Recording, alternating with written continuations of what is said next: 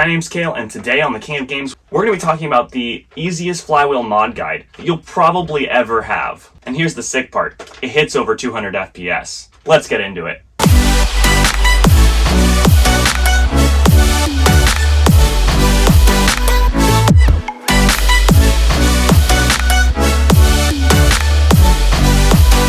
So I was planning to have this video filmed and done about a week ago, but a special opportunity came up to play for 2 days in a row with none other than Luke from Out of Darts. More on that later. But I thought to myself, what better way to test the efficacy of this blaster and the way it performs than under the stressful conditions of 2 days of continuous play, so that way I could give you my true, honest thoughts on the blaster having used it. So why is this the easiest Flywheel mod guide? Well, it comes down to the choice of parts as well as the choice of blaster. So this is the Dartzone Pro Mark III. Now it has already been modified, but if you'd like to take a look at my stock review, you can check that out over here. Now, one of the reasons why this blaster is the easiest Flywheel blaster to modify is because all of the wiring is done for you. With most blasters, you have to do a full rewire because the gauge of the wire is just not sufficient to handle the power supply of the LiPo batteries in which we use in the hobby to power them. The other reason why this is going to be the easiest Flywheel mod is because of this. This is the Banshee cage from Band Blasters, and it comes pre-assembled, so you don't have to assemble your flywheel, print your cage, or mount your motors to the inside. Right out of the box, it comes assembled. And the best part, it's claiming to hit 200 FPS. Now, I already installed the one that I have for the Mark III in the Mark III that you see here, and this one is for the Strife. They also make one for the Spectrum, and I hear that they're working on dual stage and individual parts to be sold as well. But thanks to the simplicity of the cage, all that we have to do is open up the blaster itself by removing all the screws along there. We need to take all of the accessories off, like the faux red dot sight. We need to take off the adjustable stock. We need to take out the battery cover. We need to remove the power supply, whether you already have connected a LiPo battery or if you have AA batteries already in there. You need to take all of those out. Once we take those out, we can unscrew the battery tray and pull that out. Now, once we do that, you'll see that along the many goodies in this blaster in its stock form is an XT60 connector pre-installed. So not only do we not have to rewire, we don't have to do any of the connections to make it LiPo compatible. Moving on from there, there are a few other things that you might want to do. One of those things is to install basically a stabilizer for the trigger. Now, this is not necessary to this mod guide, but while you're in there, it is very simple, it is very easy, and with this build, we're focusing on reliability, ease of install, and of course, performance. Moving on from there, I will be adding a couple Picatinny rails to either side just for some extra attachments, a GoPro mount, what have you. I like to have more options. But to do that, on one side, you'll need to remove a stock plate with 3 screws. Then, you'll pop out that plate, put in the new plate from behind, and place hex screws through the Picatinny rails from the outside going into those new plates. The one on the front side with the battery tray is fairly easy to do. However, if you want to do the one on the opposite side, you will need to remove the cage itself, even if you're not planning on just doing a swap like we are. You have to remove the 4 screws around the cage. Then, you'll most likely need to remove a few screws along the pusher motor just to loosen it up. From there, you'll pull up the cage, flip it over, and unsolder the cage that exists already. Now all you do is grab the pre-assembled cage, flip it over, and solder it to the new leads. Before closing the blaster back up, you should check to make sure your polarity is correct, as I mistakenly put the reverse polarity when I initially installed it. A very simple fix if you haven't closed the blaster up already. In addition to that, there's one thing that I forgot to do when I initially opened up the blaster that I had to go back for, and that is to short the PCT behind the pusher motor. So luckily we've already removed some of the screws for this pusher motor. All we have to do now is flip that over slightly, and some people will twist it. I found that a little bit difficult, so we just soldered it all the way across to make sure that the lead's shorted out and no longer connected to that. It's basically a bypass. From there, you can reassemble everything. If you want to do any other mods, now is a good time, but we're going to stop here. We're not going to upgrade the pusher motor itself because I don't plan on using the auto function of the select fire very often, if at all. Once you have the blaster reassembled, you can either get a battery that fits in the stock tray, or you can get an extended battery tray like this one, which I'll link down in the description, in order to fit larger batteries. Now, initially in my previous video, I was recommending that you get a thumb screw so that you don't have to deal with any issues. However, I've been having problems with my thumb screw that I got, and it not seating enough in order to not pop off in some of the games. So I've actually decided to put the stock screw back in from the battery tray. Now that the blaster is completely reassembled and ready to go, you can throw your XT60 connected LiPo battery in there. And I decided to throw something extra, a sling point, since the Mark III doesn't have any sling points out of the box. Now, the rev up time on this blaster is pretty quick. I would say it's as good, maybe even slightly better than the stock rev up time. It's like a second. You pull the trigger, it revs right up.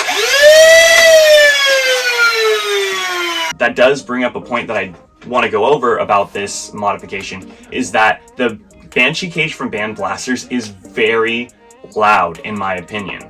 It's definitely louder than the stock cage. And I did run in some situations during Double Weekend where I had to not only stop firing, but wait for the motor to rev all the way down in order to hear someone that was far away from me. So that is something to note. However, overall, I didn't feel like I had to rev it excessively soon in order to get the tag. Now, let's move on to the testing. We're going to kick things off with an FPS test. Now, I want to start out by saying that the recommended ammo by Band Blasters for this cage and flywheel setup is the Dart Zone Max Darts, which are the red ones with the gray tapering tip. That being said, the blaster itself came with bamboo darts with that same tip. So I am going to test the original darts, which is the same ammo we used in our test of a stock performance. And then I'm also going to test the optimized ammo. So that way we have a good comparison of both the performances in general and what this thing is really capable of with optimized ammo.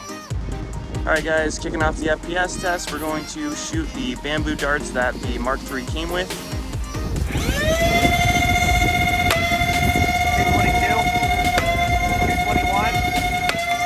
214, 217, 220, duplicate 220, duplicate 220, 219, 207, 214. Alright guys, we're going to be doing our next FPS test with these. These are the full length max darts from Target. 210, 207, duplicate 207, 208, 212, 210, 206, 204, 208, 211. As you can see, we're getting hotter full-length numbers with the bamboo darts.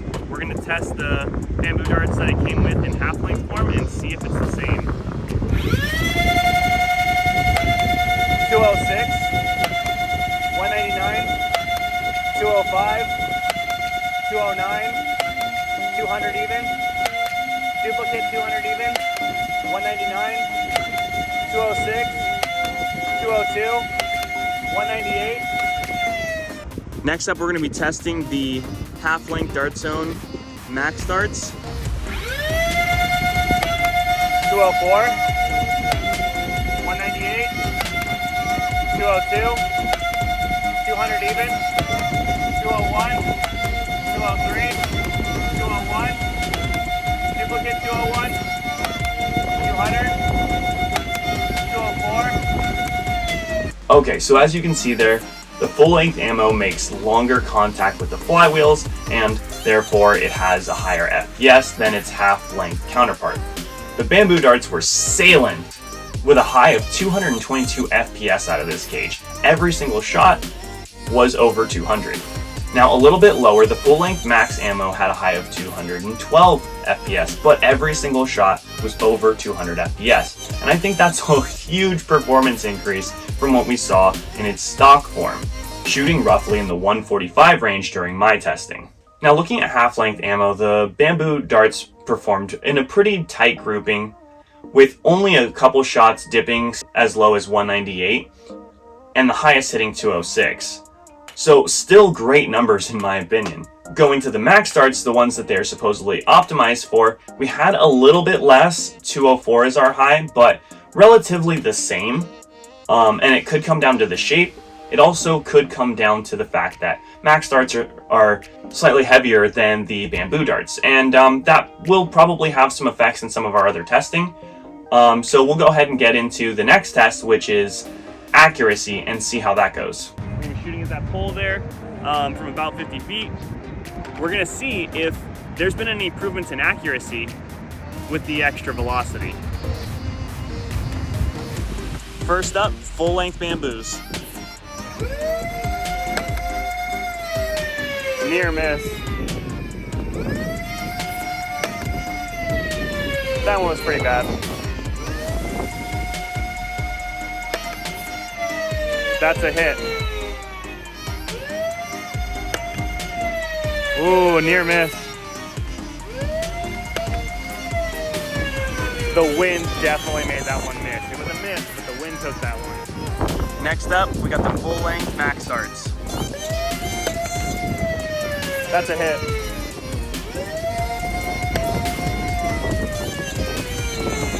I'm not sure, but I think that was a near miss. That was for sure a hit. That one's also a hit. Hit. All right, so now I've got 5 of the bamboo half links loaded up and 5 of the max darts loaded up. Hit. Miss. Near miss. Hit.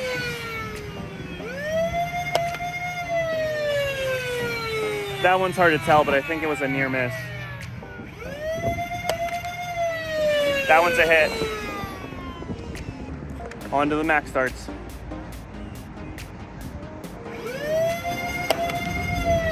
Hit. Hit. Near miss. Near miss. Hit. Okay, so accuracy. I mean, this was an interesting one. I had a lot of wind conditions to deal with, but I think that it's fair to say that the heavier dart seems to be more accurate. I still think that the max darts in half length were the most accurate dart overall, and if it wasn't for the wind, that we would have got even better accuracy, which is kind of cool and surprising for a flywheeler. With that extra velocity, that accuracy carries a little further. It's definitely still nowhere near the accuracy of a Springer with a Scar or anything like that, but you know, it's definitely an improvement. Moving on from there, we're going to be talking about the distance that these darts are hitting. So let's go over to our distance testing and see how that went. Alright, so we've tried waiting for the wind to die down. It's actually only gotten worse, and we're out of time to wait. I might consider trying to test somewhere else in the future because this seems to be a reoccurring problem. But right now this is the biggest, openest space that I can find. So we're going to go ahead and testing anyways, and just take it with a grain of salt that the wind is for sure going to affect it at this point, especially at the distance that I believe this is going to shoot. Alright, you should already know the drill. We're going to shoot full length on one side, we're going to shoot half length on the other side, and we're going to compare them. First 2 shots are going to be level.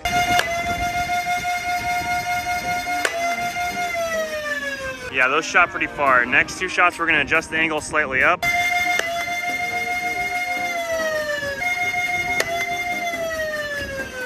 Last shot, we're just going to go a 45 and see what happens.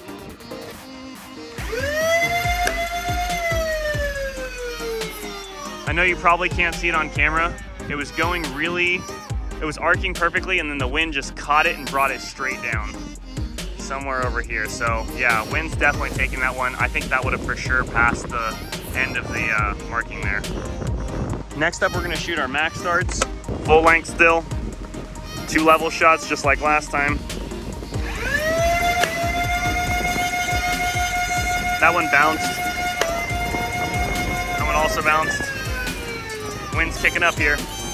We're going to have to take a break for a second. All right. Slightly angled higher.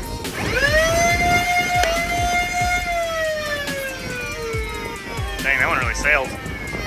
Oh, wind's kicking up again. It's like really kicking up. All right, next shot, same angle.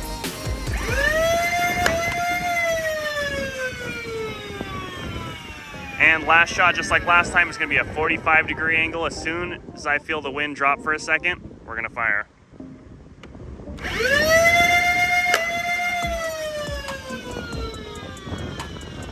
Yeah, that one went pretty straight, all things considered.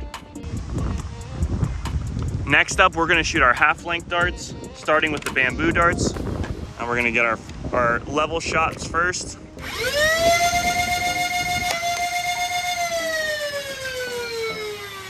Second level shot. All right, we're gonna adjust the angle up a little bit.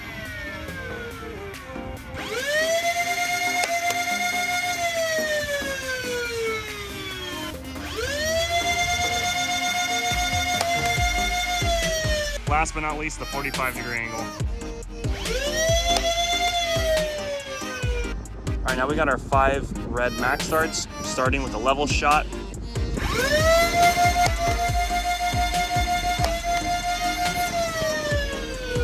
All right, now we're gonna adjust the angle a little bit.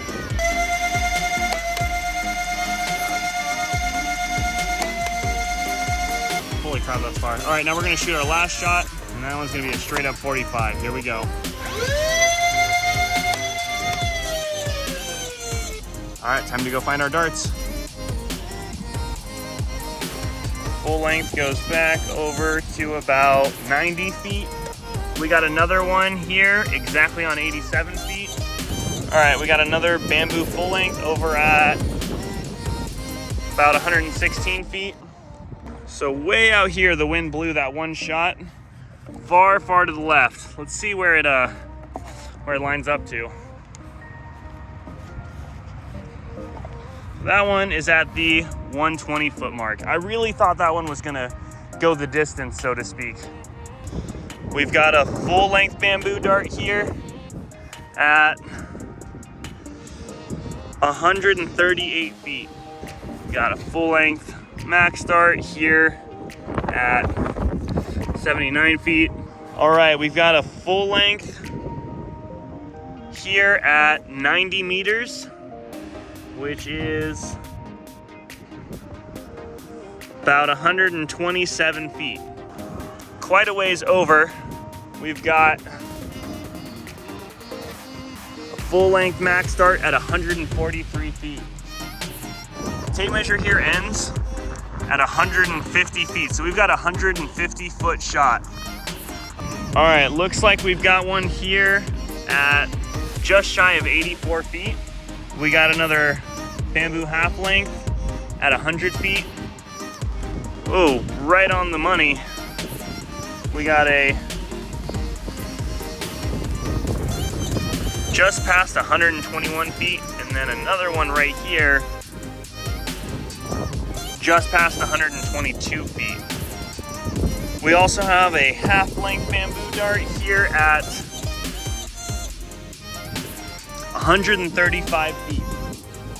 It could be my color blindness, but I have yet to see any of the half-length red darts.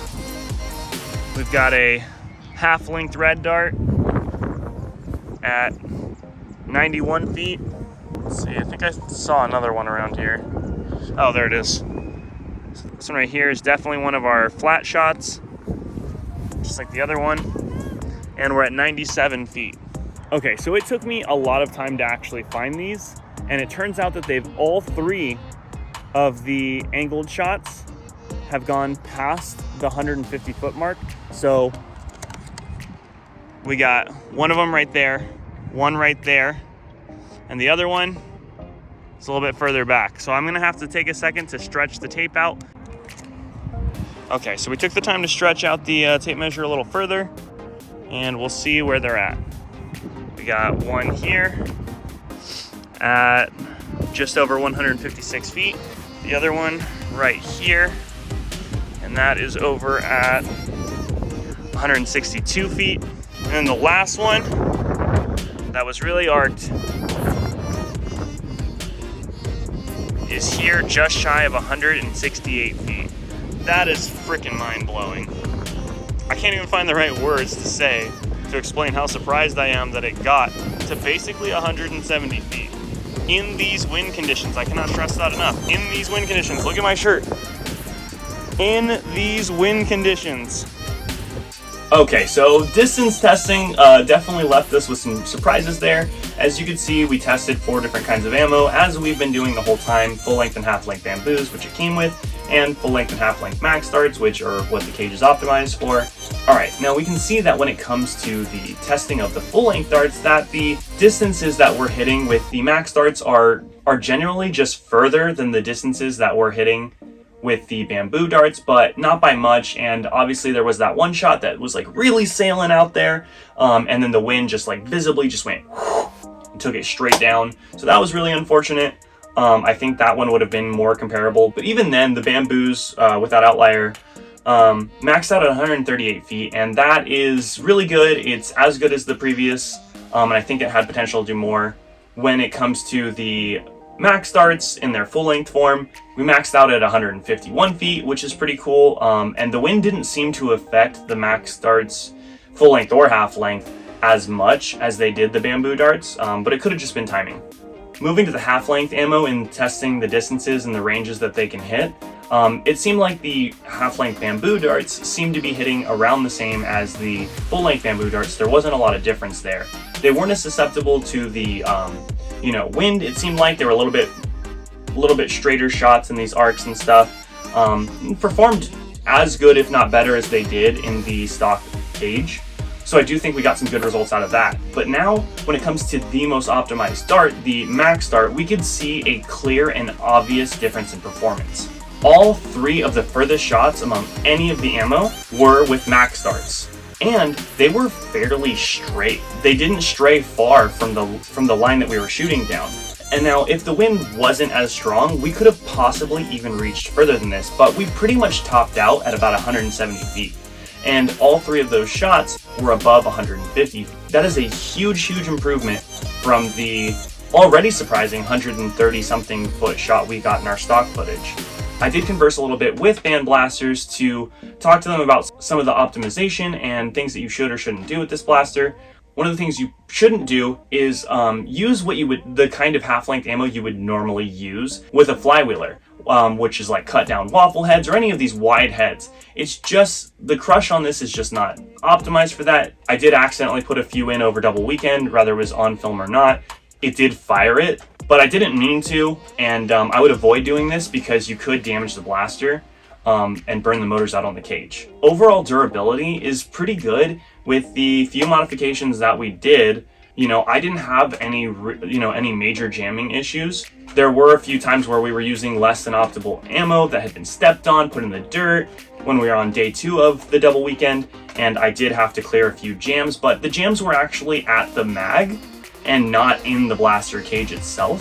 So I can kind of sum this up to, some feeding issues with dirt getting in the magazines and with old ammo just compressing too much, things like that. Because as soon as I would pop it out and push that ammo out, throw it back in, I didn't really have any problems. I also want to say it may be somewhat powerful, but it's definitely not power hungry, at least without any upgraded motors for the pusher, because I used the same battery, which I think is like a 1.5 3S LiPo, and I used it all weekend for hours and hours in a row, and I never had to change the battery or ran out of battery. I had a lot of fun over double weekend, and it was really cool engaging with someone that inspired me to start my channel, like Luke. Speaking of Luke, as you could see from the footage, he did play with us over double weekend, and the official jerseys for Form Pro Tour did not get to us in the time that I'd like to have played using them, but I'm going to go ahead and put this out anyways, that my team Nebula for Foam Pro Tour is officially sponsored by Out of Darts now. It was really exciting getting to play in front of our sponsor and with our sponsor, and I gotta say, he's a super cool, really talkative and interesting person, and super friendly. We were making Out of Darts jokes like, hey, I'm Luke and I'm out of darts. Hey, Luke, I'm out of skill. Hey, you know, when we were having issues and stuff. And there's a lot of really funny moments. This is Luke from Out of Energy. Oh God, that's a bad joke. The first day we really tired him out. I think it's a lot of play, a lot of running, you know, a lot of stuff. And the second day, I didn't really play with him much, so the footage doesn't really feature him there. As for the events of Double Weekend, basically we played at a church in Santee, and they have continuously allowed us a larger and larger portion of their property in order to play every time we've gone there. This is the biggest amount that they've allowed us so far, whereas that they allowed us to use pretty much the entire property, excluding the parking lot. What used to just be the gym expanded to the gym and hallways. Now gym, hallways, and outside, except for the parking lot. I want to say thank you to them for allowing us to do events there. And I also want to say thank you to Jungle Island, because Jungle Island is where we had our second event. It is an airsoft and paintball field, but they allowed us to, you know, control our own games and take over certain fields, and even gave us a ref if we needed one. Fostered a little bit more understanding between some of the people who play paintball and airsoft and the people who play Dartsoft or Nerf or Blaster Tag, as you know, we've kind of heard these different names swirling around. And you know, having a few people ask me about it and having this to show them is a great example of what our hobby is capable of. I want to talk about value for a second and how much parts and everything kind of really costs. I am going to link everything down in the description. I'm not an affiliate with any of these. You know, yes, we're sponsored by Out of Darts, but it doesn't change my opinion of the parts that I use for this build, because I was building this, you know, technically before we were sponsored. And it doesn't change my opinion of band blasters. When it comes to like parts and breakdown and how much everything was, I mean, the rails were a few dollars, you know, I think like maybe $6 to $20, depending on if you got one side or both. They're 3D printed. When it comes to the cages themselves, they're pre-assembled and they do cost about $90. Especially for people who are new to modding, it is extremely worth it to pay the little bit extra to have this cage and motor system pre-assembled, pre-tested, and pre-fitted. There's a lot of little mistakes that I feel like I personally made when I tried to modify other blasters, and even, you know, little mistakes that I, you know, made trying to modify this blaster, where I think the compounding of those little things can be discouraging for a lot of potential beginning modders. But with this, those few mistakes that I made were easily reversible, a lot of the layout's simple, and it's this specific cage that they've made along with this specific blaster that makes it possible for it to be so simple. Because although I definitely recommend getting a cage from them for other blasters like the Stripe, I do have a Stripe cage, and I do plan on using that in the future. I just think that with this blaster, specifically with their cage, so much of the guesswork's taken out. If you were to do a Stripe build, you would have to theoretically either do a kit that allows you to convert to half darts, or a kit that allows you to use both. And in order to do what this blaster does, you would need to get, you know, all your rewiring done, which in and of itself can be complicated, you know, or intimidating for a new modder. You have to get switches and triggers and other items in order to mod this. You have to get XT60 connectors and wire them in, which, you know, may not sound like a lot to an experienced modder, but again, every little extra step is like a point of friction that the combination of having the Mark III and the Band Blaster's Banshee cage eliminates. I just can't say enough good things about this combination. And I think that even for experienced modders, this is definitely one of the more high performance versions that this blaster is capable of. I don't think I've really seen anybody pushing anything higher than these numbers in this blaster. When I was in there, I also removed the muzzle of the Mark III, and I did this mostly just to have like an exterior difference. To be honest, I know most people don't, but I actually really did like having that front muzzle on there that had a bottom Picatinny rail, because I like to put my own foregrip on there. This is comfortable, but I decided to put this on there because I know that this is something that a lot of people are going to want to see, want to do, and it's a big visual change because most of the changes we made to this blaster are internal. So I just want to take a minute to talk about the print quality of Out of Darts. Like this right here is a B-grade battery cover from their spring cleaning section. which is roughly half the price of the regular battery cover that they print. But when it comes to their B grade quality, both with this and the Tachi mag that I bought from them that's B grade, when I compared it to the A grade, the differences were so crazy minimal. You know, a little drip of over glue, a little bit of this, and it just goes to show how good the quality control is there.